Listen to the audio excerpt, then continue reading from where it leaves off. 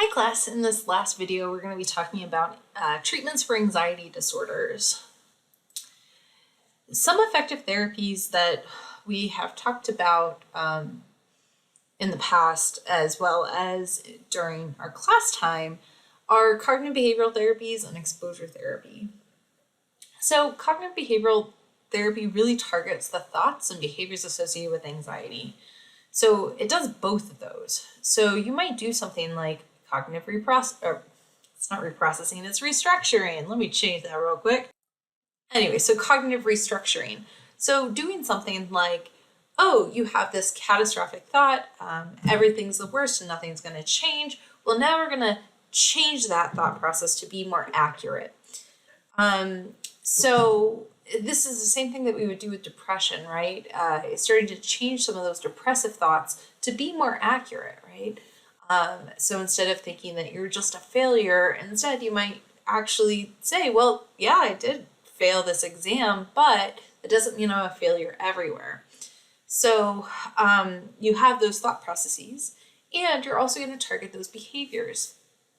So one of the ways we target it is with something called exposure therapy. And this is what we saw with Rita and her fear of birds. She was exposed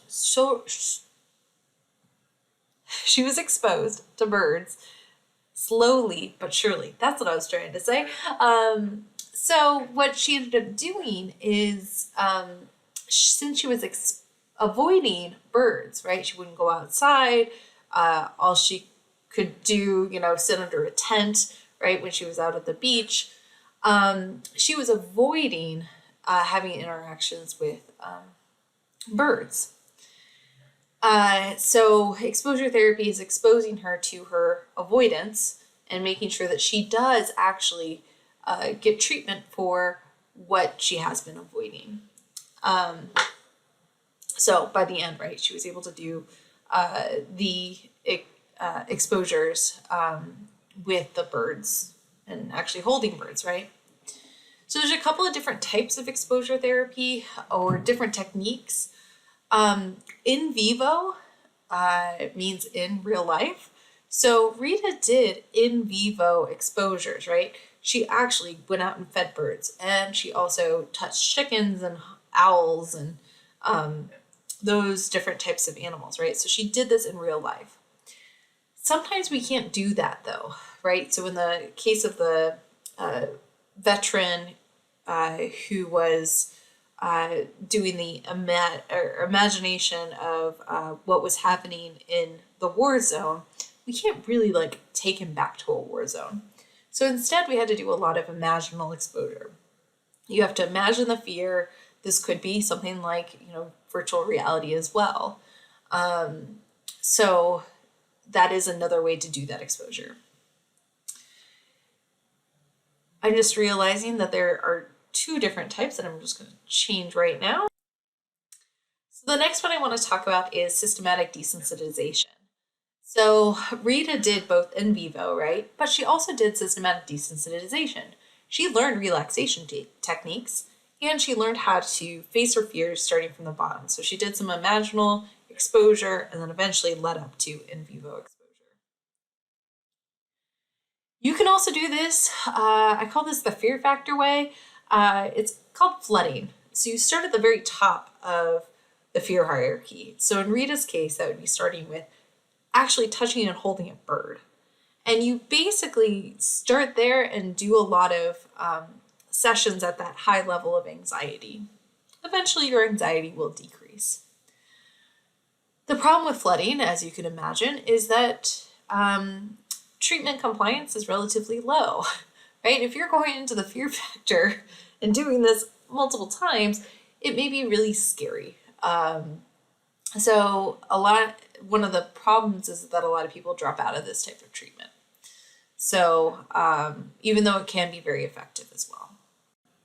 So finally, there is modeling through exposure therapy. So just like we can potentially get anxiety from watching what our parents or our siblings do, modeling is doing the therapist going through the exposures to teach the patient how to actually do it. So if we're talking about Rita's case, that might be showing Rita how to touch a bird at first. So this is where we want to, stroke the bird, and this is where we want to hold our hands. I guess the trainer did do some of that modeling with her, but they would show it first and then guide the patient through it. So it's just modeling more adaptive behaviors. One really interesting treatment is biofeedback.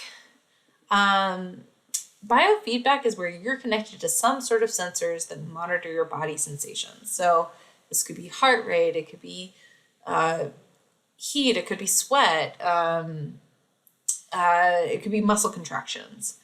And basically you're hooked up to this machine that tells you and gives you feedback about how well you're doing. So something with like generalized anxiety disorder is that there's a lot of muscle tension. So muscle tension in the back and the neck. So you might be hooked up to a sensor that's actually looking at muscle tension. And the patient has to learn how to untense their muscles so that, they will then see that feedback on the screen. So let's watch a little video of this.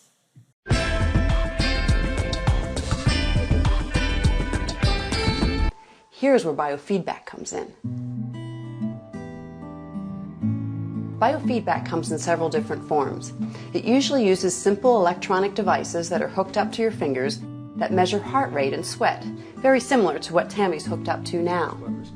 The biofeedback professional asks Tammy to think about a stressful situation. Tammy's able to see how strongly her body responds to it. You want to make this line lower. You want to bring it down. Then Tammy can practice how to control her body's response to a thought about a stressful situation. If I relax, the rocks float smoothly across the screen and stack one on top of another.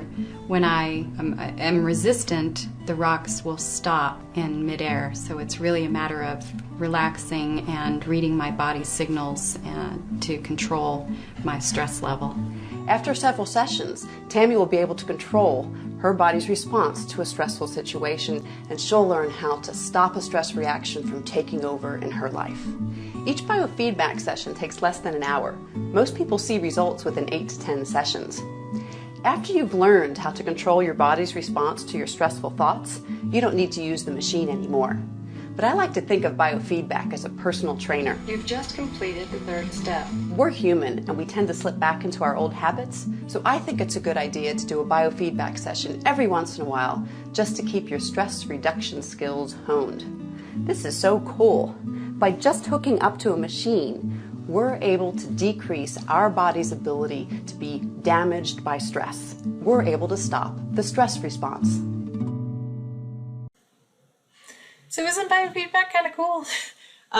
It really is all about learning our signals and learning our body to try to help reduce that amount of physical tension that we have.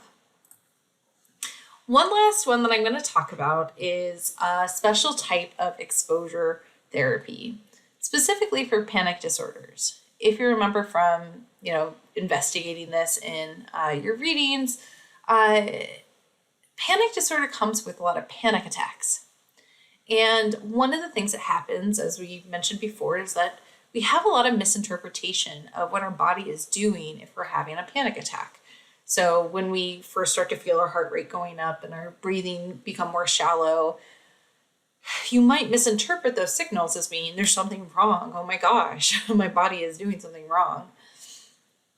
And so one of the things that we are thinking about is how do you do an exposure, but this time to the actual symptoms of panic.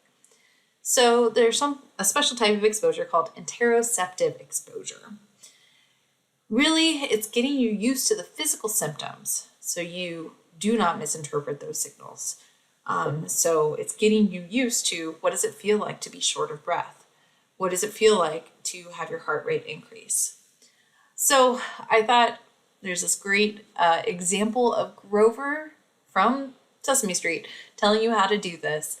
And I hope you learn a little bit about it. La la la la la la! Oh! Hello there, boys and girls! Today we are going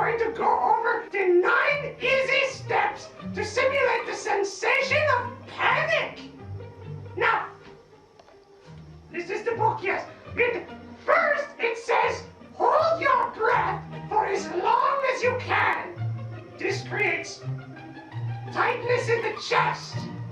All right, I'm gonna hold our breath.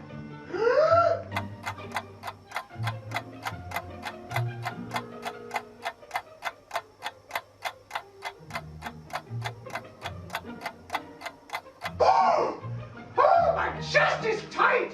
Oh, it's working. All right. Now, next it says to shake your head back and forth for about 30 seconds. All right, that's easy enough. Let's try that. Whoa! Whoa! Whoa! Whoa! Whoa! I am dizzy. Oh, good. It says I am supposed to be dizzy. All right. Next, it says tense every muscle in your body for 1 minute. Every muscle. All right.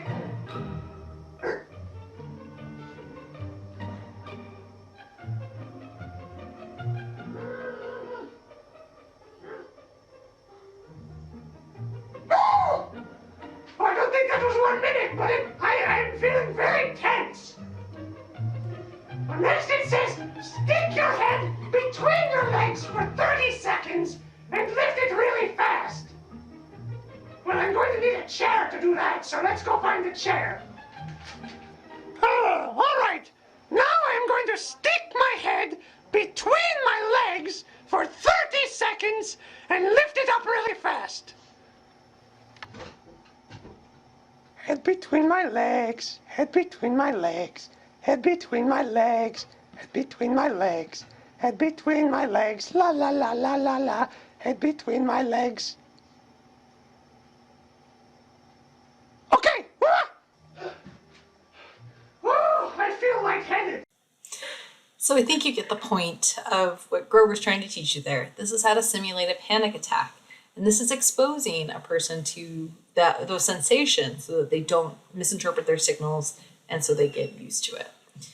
So I hope you learned a little bit more about the treatments of anxiety disorders, as well as what causes them, and a little bit about the prevalence. I hope you have a good day. Bye.